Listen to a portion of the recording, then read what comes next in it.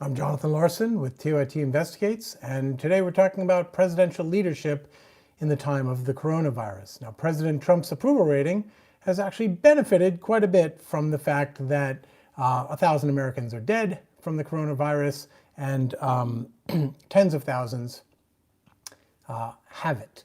All of which, of course, is attributable, at least in part, to his slow response and his weak response to the coronavirus, about which the United States had plenty of warning. We knew about it before it got here, didn't take the steps that we should have taken beforehand. But we're in a crisis, and he shows up on TV every day talking tough, sounding tough, and so his approval rating is above 50%, which is unusual for him. Now, it may very well be that, just as with Bush in 9/11, once understanding begins to filter out there of just how poorly he did in both responding to and preparing for this crisis, his approval ratings could take a hit. But at the moment, it's the appearance of leadership that is buoying him, which leads me to the Democratic Party. New York Governor Andrew Cuomo is also being talked about in Democratic circles as possibly a presidential possibility, meaning, if Biden looks too weak or too shaky, commits a major gaffe, or allegations of sexual assault turn out to torpedo his campaign, there's Andrew Cuomo, looking smart, looking confident, decisive, exhibiting leadership. Here's the thing, here's the problem. New York is the epicenter of the pandemic. New York City in New York State. New York State, I believe, has something like half of the country's coronavirus cases. And that is due in part to aspects of this crisis beyond Andrew Cuomo's control, right? New York City, pretty well-traveled port, pretty international destination. And so you can certainly give him and Mayor Bill de Blasio a pass on some of this, but if you look at some of the research we already have on this, other areas in California, for instance, that implemented lockdowns earlier, meaning, let's say you take patient 100 as your starting point. After patient 100, areas in California implemented stay-at-home measures much earlier than Andrew Cuomo has, and their curve has been flattened much more effectively than New York's has. Again, not entirely Andrew Cuomo's fault, but partially because math, and yet he sounds great and decisive and compassionate in his news conferences, so now all of a sudden, he should be the president because I like the cut of his jib. Boy, he sounds great at these news conferences. Never mind one half of the nation's cases in his state, in part due to his policies, due to his decision making. What you want as a president is someone who will get out in front when it is difficult to do so, when all the evidence that doesn't matter, meaning the public opinion, is against you, and shape that public opinion. What you are supposed to do as a leader is take the niche, boutique information that you get from your smart people and you mainstream that. You teach, you bully pulpit the hell out of it until it is mainstream conventional wisdom. Because conventional wisdom, going with your gut, that's what we have been fighting against for the entirety of human existence. Those are bad things to go by. The job of a leader is to get us from going with our gut and following our instincts to going with the science and following the facts. Andrew Cuomo didn't do that. In fact, he's been lagging, right? He was being asked at press conferences, why aren't you shutting stuff down? More stuff down now. That's an indicator that you are on the lagging edge of the curve. Leadership is supposed to be ahead of the curve. That's why we put you in charge of the most powerful engines that we have, of destruction, of life creation, all of those things. You get that precisely because we are counting on you not to be led by us, but to do your due diligence and then show us the way. Which brings me to Bernie Sanders. So Bernie Sanders has gotten a lot of heat for missing a vote. I forget if it was over the weekend or whatever, where it was 47 to 47. I literally don't even remember if it was the coronavirus bailout package, one of the earlier iterations or not. But a lot of people have been saying, oh, look, he wasn't there when we needed him. Where was Bernie? Where was Bernie? And Biden is getting a lot of the same stuff. Biden obviously is not in office at the moment, but his presence has not been enough to satisfy at least political Twitter. I don't know if political America cares all that much or whether they're happy with the videos they've gotten. But both Biden and Sanders have been hit with this. Where are you guys? So I had to look a little bit to find out what Bernie Sanders was up to. And some of you have already been talking about the rhetoric, right? The speech he gave on the House of the Senate, on the floor of the Senate, on the floor of the Senate yesterday. But I had to dig a little bit to find a news article that would actually tell me some of the specifics that went on. So, courtesy of CNBC, because business news is politics, and so you actually find some of the best political stories at CNBC, at Bloomberg. They're just not framed as political stories. Here's what CNBC had to say about the negotiations yesterday. 4 Republican senators, Lindsey Graham and Tim Scott of South Carolina, Ben Sasse of Nebraska, and Rick Scott of Florida, threatened to oppose the push to pass the rescue package through fast-track procedures.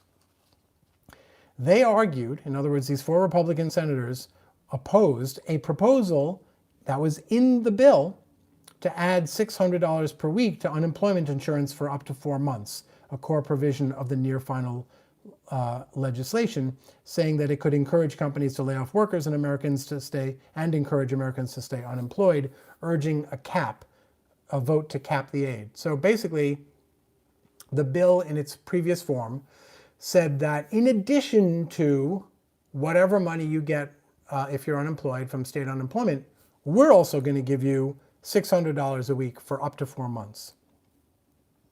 These 4 senators said, wait. That's too much money for unemployed Americans and unemployed residents of the country. So we want to cap. We want to cap that, and we want to hold a vote on that. Because they thought it could encourage companies to lay off workers and encourage Americans not to find a job.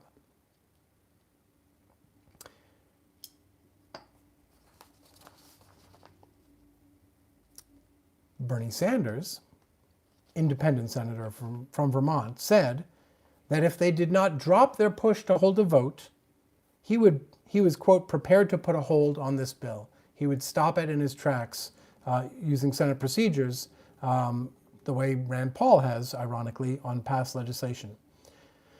So that word got out, and quoting CNBC again, the prospect of an impasse in the Senate appeared to hit U.S. stock indexes at the end of Wednesday's session as markets closed in the green, but off their highs. In other words, the market was still up for the day, but after Sanders said, I will stop this thing unless you quiet your opposition, it was off of its high from the day. Investors hoped that Congress could quickly approve the legislation, which gives direct payments to Americans, blah, blah, blah, blah, blah. So, after these 4 GOP senators came out and said, oh, this extra money, again, for people who have lost their jobs, they said that extra money would encourage companies to lay off workers and would encourage Americans not to look for work. The Treasury Secretary, Stephen Mnuchin, said, quote, I don't think it'll create incentives not to work. In other words, even Trump's Treasury Secretary said, no, they're wrong. And by the way, Trump was in on these negotiations, right? Mnuchin was there in those negotiations. The White House not.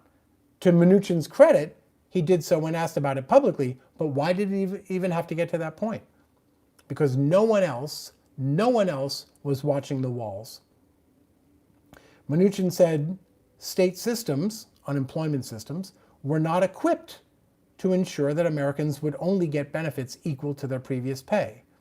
In other words, it's too burdensome to ask the state unemployment mechanisms, all 50 of them, to now instantly take up the task for millions of people, the largest number of jobless we have ever seen in terms of the rate of the newly unemployed, to ask states to verify for each of those millions of people what their benefits should be compared to what their previous pay was. Now, obviously, some of that is already baked into the system, but what they're talking about is making more complicated the bureaucratic process to do that. Mnuchin added, this, the $600 extra, was the only way we could assure that states could get money out quickly in a fair way. Again, Stephen Mnuchin defending the thing that Bernie Sanders was the only one to go to the mat for. The Senate Finance Committee, again, remember, Senate is a Republican body, Finance Committee run by Republicans. A spokesman for the Senate Finance Committee, which drafted the unemployment provision, said, quote, nothing in this bill incentivizes businesses to lay off employees. In fact, it's just the opposite. Quote, this increase is designed to make the average worker whole. It's also important to remember that nobody who voluntarily leaves an available job is eligible for unemployment insurance.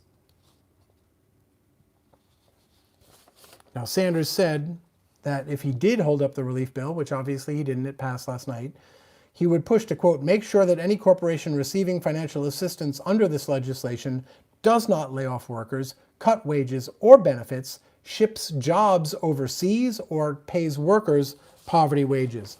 In other words, make it not just a giveaway to corporate America, which it largely clearly is. But he was a singular voice. Now, he wasn't the only voice, but the extent of what he did, the leadership he displayed, was singular, was unique. Democrats were in on this negotiation, right? But it was Bernie Sanders who took the heat, by the way. Here's what the CNBC headline was. They have good details in the article, but the framing of it is clearly not friendly to Sanders. I don't know if you can see it. Bernie Sanders threatens to hold up coronavirus bill after 4 GOP senators, I can't read it, push to cut unemployment aid. So Bernie Sanders threatens to hold up the bill is the headline, not the millions of people and what would happen to them. That is what it looks like to be ahead of the curve, not showing up for the theatrics of a vote where your vote won't make a difference, but actually making a material impact on people's lives. That's the kind of leadership we need, not now, always, right? Always. And the reason I'm talking about it today is because even on the left, people are still responding to the optics of leadership, the performative aspects of I'm daddy and I'm in charge. And that's how we got here. And we're not going to get out of it, at least not in the long term, by continuing to just worship at the altar of the old white guy. No offense to old white guys, generally speaking, but that's typically who inhabits the patriarchal archetype. If we keep worshiping them just because they look confident, even if their state has half of the country's coronavirus cases. All right, let's see what you guys have to say today. And I should add, hello, and thank you for joining us. And please subscribe if you don't already. It helps us out. Okay.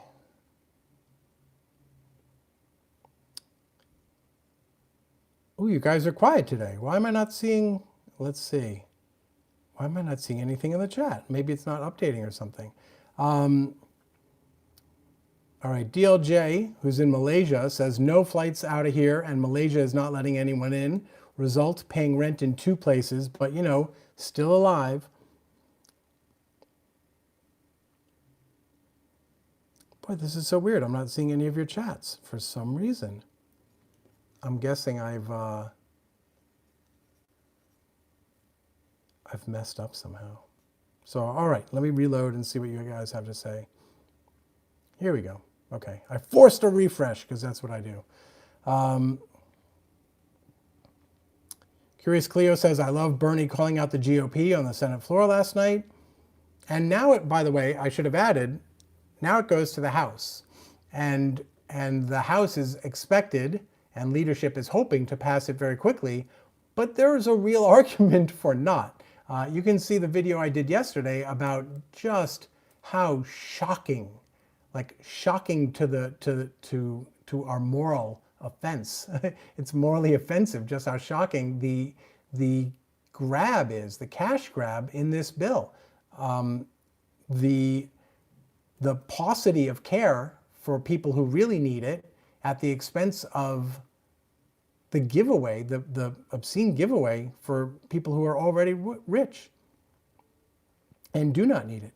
Bain says the UK government using the cover of the current crisis to cut disability support payments while withdrawing practical support provisions. Appeals processors are sent home, so only survivors can challenge the quote-unquote mistakes.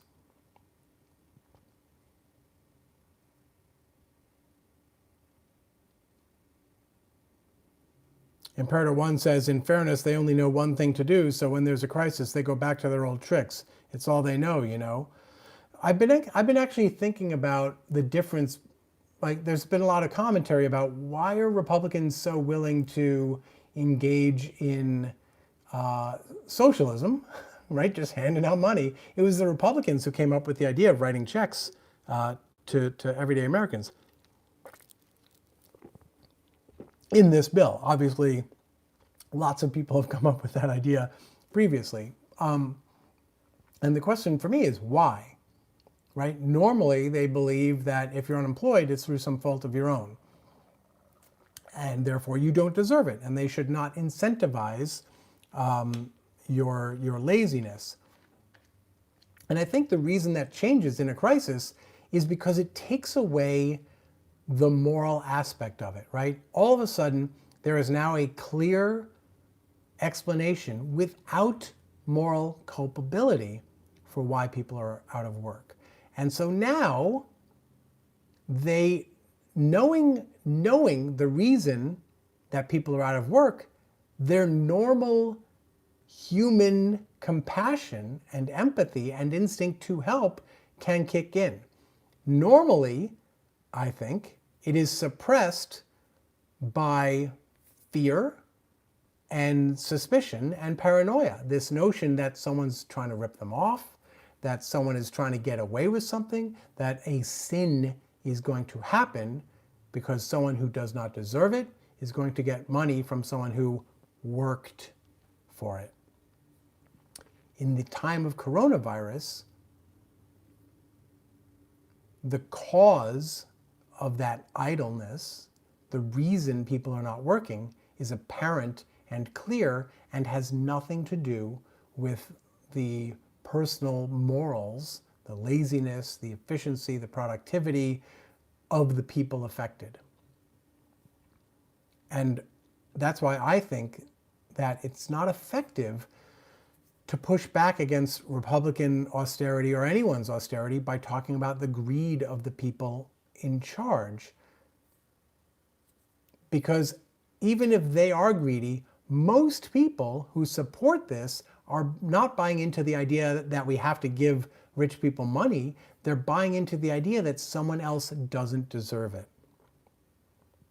And I think that's what we need to push back against, this idea that everyone's out to get you. And that's why paranoia and fear and division are bad for us, because when we assume the worst of people we never will meet, then we treat them badly, instead of assuming the best of them and unleashing our instincts to do the most for them. Autumn's Alley points out chat is not working well today. Yeah, I'm having trouble too for whatever reason. Cindy Nimmo says Obama and the rest of the DNC election magicians need to back off. Yeah, well, that's probably true. Although, I mean, I wouldn't have a problem if Obama came out and said, Joe Biden should be president. I might not like the outcome of that, but in terms of the process, I think Americans are allowed to say publicly who they would like to be president. But certainly, in terms of gaming the system internally, that's bad. Now, I should point out that some of the gaming in the system that people may not like now was actually done in response to complaints about 2016. They were seen at the time those measures were implemented as attempts to even the table. Anyway, I wanted to talk today mostly about this just upside down approach that Americans have to leadership right now in this moment. The idea of a leader, the idea that most Americans respond to is feeling like they are witnessing a leader rather than researching and finding out whether they're actually being led by a leader. And it sometimes takes a while for Americans to break that veil and to recognize poor leadership for what it is, to recognize that Brownie was not, in fact, doing a heck of a job after Katrina, to recognize that, to find out that Bush had multiple warnings about something very much like 9/11 happening on his watch and did nothing about it. Sometimes it takes a while. The problem in a pandemic is you don't get a while, and it'll be too late once you figure it out.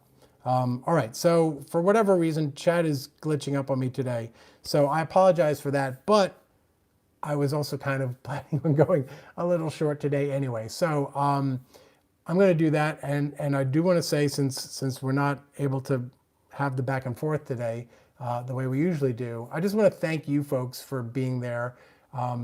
I feel spoken to and communicated with here in my own isolation with my family. My office is upstairs. I sit on the bed in the guest room. My son's office is Fortnite, and my wife's office is our bedroom.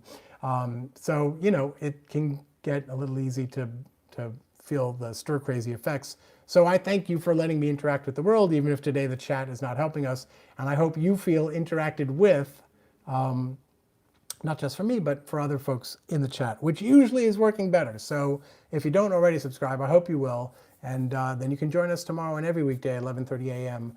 Eastern Time here at TYT Investigates on TYTI Daily. And I'll see you tomorrow for Media Analysis Fridays. Take care of each other. Take care of yourselves. Bye.